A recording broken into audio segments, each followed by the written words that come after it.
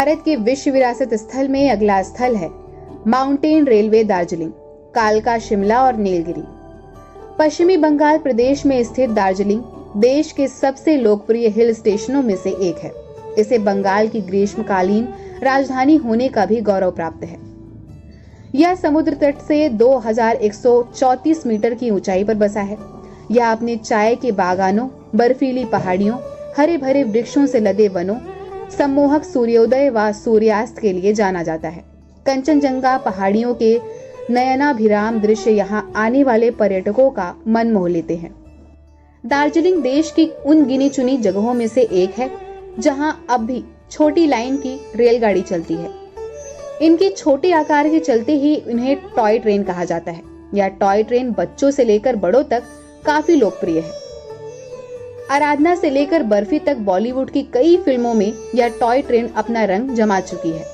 Darjeeling mail सामान्य तौर पर निर्विघ्न ही दौड़ती है एवं यह कभी कभार ही झटके देती है। पश्चिमी बंगाल में न्यू जलपाईगुड़ी और दार्जिलिंग के बीच चलने वाली छोटी लाइन का निर्माण 1879 और 1881 के बीच में किया गया था। इसकी कुल लंबाई 78 किलोमीटर है। दार्जिलिंग हिमालयन रेलवे सोसाइटी द्वारा समर्थित इस ट्रेन में न्यू जलपाईगुड़ी से लेकर दार्जिलिंग तक के सफर में कुल 13 स्टेशन पड़ते हैं, जिनके नाम इस प्रकार से हैं: new Jalpaiguri, Siliguri town, Siliguri junction, Sukna, Rangtong, Tindharia, Gayabari, Mahanadi, Kurseong, Tong, Sonada, Ghum और दार्जिलिंग। इसमें घूम भारत का सबसे ऊंचा रेलवे स्टेशन है, जो 7407 फीट की ऊंचाई पर स्थित है। घूम में ही दार्जिलिंग हिमालयन रेलवे का प्रसिद्ध मोड़ बतासिया लूप है।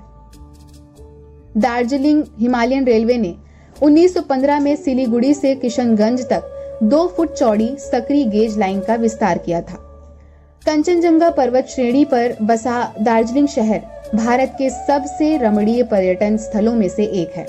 दार्जिलिंग के लिए निकटतम हवाई अड्डा बागडोगरा में स्थित है, जो यहाँ से 90 किलोमीटर की दूरी पर है।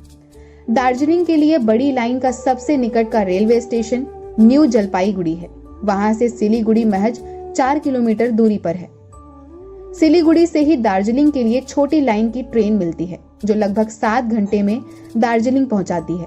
छोटी लाइन की ट्रेन ब्लू टॉय प्राकृतिक सौंदर्य से अभिभूत घने वनों, चाय के बागानों व छोटे बाजारों के समीप से होकर गुजरती है। इन दृश्यों को देखकर पर्यटक असीम आनंद का अनुभव करते हैं। एक अन्य मनमोहक दृश्य देखने को मिलता है बतासिया लूप से मुड़ती हुई खिलौना गाड़ी का। यह इंजीनियरिंग का अद्वितीय नमूना है। इस रेलवे को यूनेस्को द्वारा नीलगिरी पर्वतीय रेल और कालका शिमला रेलवे के साथ भारत की पर्वतीय रेल के रूप में विश्व धरोहर स्थल के रूप में सूचीबद्ध किया गया है। यूनेस्को ने अपने 23वें सत्र में 1999 में माउंटेन रेलवे दार्जिलिंग को विश्व धरोहर स्थल के रूप में अपनी मान्यता प्रदान की। इस रेलवे का मुख्यालय कुर्सियांग शहर में है।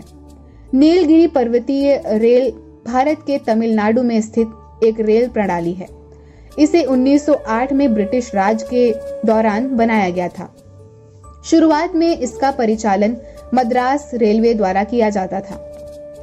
इस रेलवे का परिचालन आज भी भाप के इंजनों द्वारा ही किया जाता है।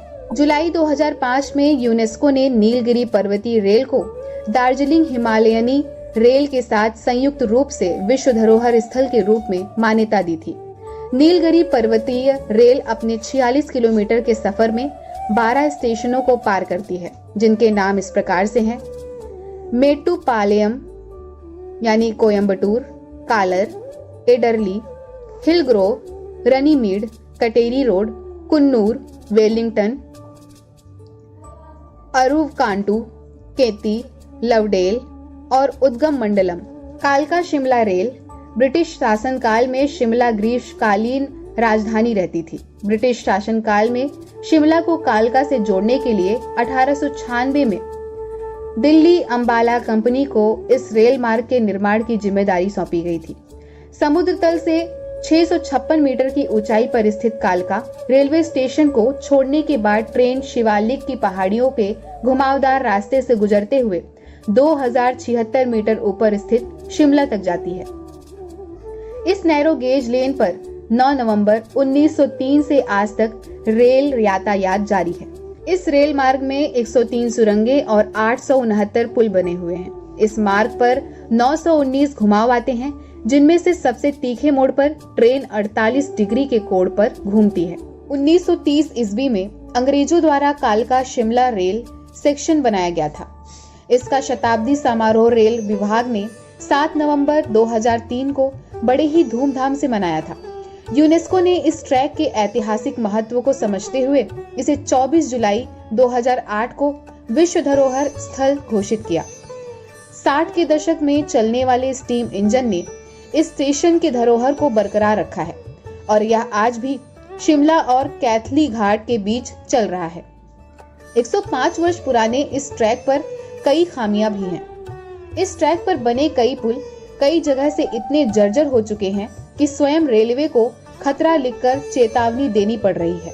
इन पुलों पर ट्रेन अपनी निर्धारित गति 25 किलोमीटर प्रति घंटा की जगह पर 20 किलोमीटर प्रति घंटा की रफ्तार से चलती है। एक अनुमान के मुताबिक प्रतिदिन लगभग 1,500 यात्री इस ट्रैक पर चलते हैं। जब पीक सीजन आता है तब यह आंकड़ा दोगुना हो जाता है। इस रेल मार्ग पर वर्तमान में लगभग 14 इंजन चल रहे हैं। इनमें 10 इंजन 36 वर्ष का अपना कार्यकाल पूरा कर चुके हैं। बाकी बचे 4 इंजन भी 25 वर्ष पुराने हो चुके हैं। पहाड़ों पर चलने वाले टॉय ट्रेन इंजन का जीवन काल लगभग 36 वर्ष तक का ही होता है। पुराने हो चुके इन इंजनों के स्पेयर पार्ट्स ना मिलने के कारण इनके मेंटेनेंस में काफी परेशानी आती है। अंग्रेजों ने हिमाचल प्रदेश के कन्नौर जिले के कल्पा में इस रेल ट्रैक को बनाने का प्लान बनाया था। पहले इस रेल ट्रैक को कालका से कन्नौर तक पहुंचाना जाना था, लेकिन बाद में इसे शिमला लाकर पूरा किया गया। अंग्रेजों ने इस रेल ट्रैक पर जब काम शुरू किया तो बड़ोग में एक बड़ी पहाड़ी की वजह से ट्रैक को आगे ले जाने में दिक्कतें आने लगी। एक बार तो हालात इतने खराब हो गए कि अंग्रेजों ने इस काम को बीच में ही अधूरा छोड़ देने तक का मन बना लिया था। इस वजह से ट्रैक का काम देख रहे कर्नल बड़ोग ने आत्महत्या तक कर ली थी। उन्हीं के नाम पर आज इस स्टेशन का नाम बड़ोग रखा गया है।